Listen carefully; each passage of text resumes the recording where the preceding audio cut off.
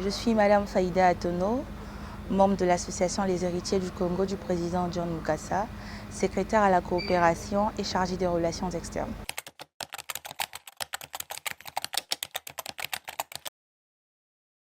Notre association Les Héritiers du Congo, c'est une association apolitique et à but non lucratif qui œuvre dans l'autonomisation et la conscientisation des jeunes sur le civisme, la paix et le patriotisme, et aussi sur la formation des jeunes en vue de leur insertion professionnelle.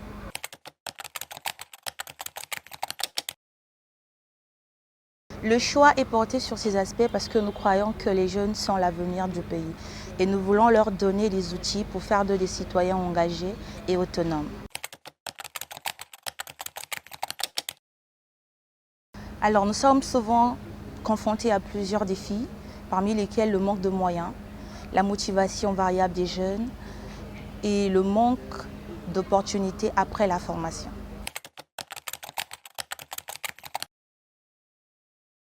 Alors, actuellement, nous ne pouvons pas parler de développement économique sans parler d'agriculture. L'agriculture est un secteur de développement économique clé pour notre pays et nous voulons montrer qu'elle peut être une vraie opportunité. Jusqu'ici, nous pouvons dire que le bilan il est positif. 600 jeunes déjà formés, plusieurs projets agricoles en cours et un réel intérêt des jeunes sur ce secteur.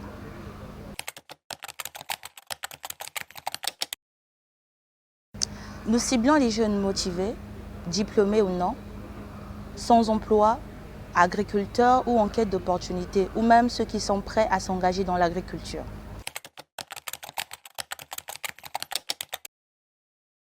Ils apprennent les bases solides à l'entrepreneuriat agricole, ils apprennent les fondements de l'agriculture moderne.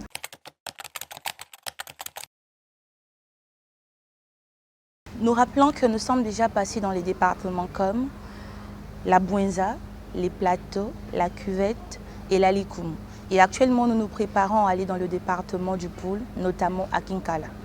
Alors pour nous, le Poul est un secteur stratégique avec un fort potentiel agricole. Et nous voulons y renforcer l'entrepreneuriat agricole à côté du maraîchage, mais dans les cultures comme maïs, sorgho, ricin et tournesol.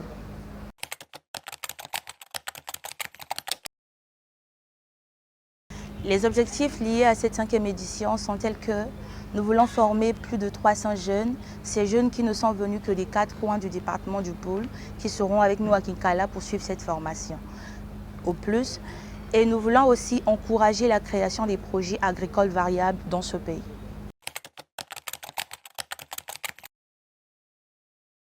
Nous assurons le suivi avec l'appui technique de nos partenaires comme le FONEA, l'IFDAC et aussi la volonté du ministère de la Jeunesse qui est en charge de la formation qualifiante et de l'employabilité. La vision est de toucher tous les départements du pays en comptant sur l'appui du Premier ministre et sur le soutien de nos partenaires comme le FONEA. Et aussi, nous faisons appel au FIGA, sous tutelle du ministère des PME et aussi au ministère de l'Agriculture pour l'insertion de ces jeunes dans le milieu professionnel.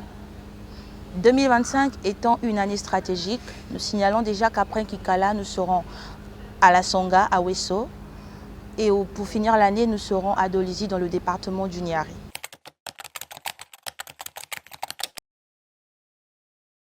Par notre programme, nous accompagnons l'action du gouvernement et apportons notre pierre à l'édifice, à la vision du chef de l'État qui veut faire de l'agriculture un levier du développement économique dans notre pays.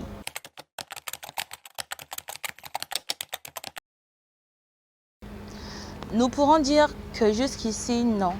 Il faudra maximiser dans la sensibilisation, dans la formation, d'où l'initiative d'atteindre tous les départements du pays.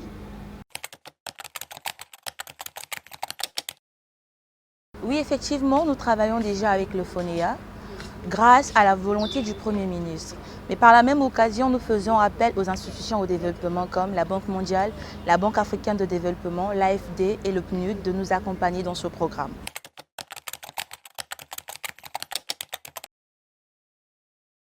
Ce programme est l'un des programmes qui accompagne les actions du gouvernement pour la bonne marche et l'exécution des projets en cours.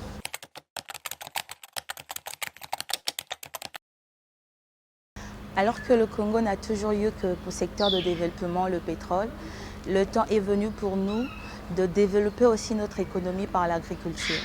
Alors j'invite massivement à ces jeunes qui hésitent de bien vouloir s'engager afin de faire de ce secteur d'activité une vraie opportunité économique. Par ce secteur d'activité, nous pouvons produire en masse et exporter. Alors, chers jeunes, je vous invite à vous joindre à la vision des héritiers du Congo pour faire de l'agriculture une vraie opportunité pour ce pays.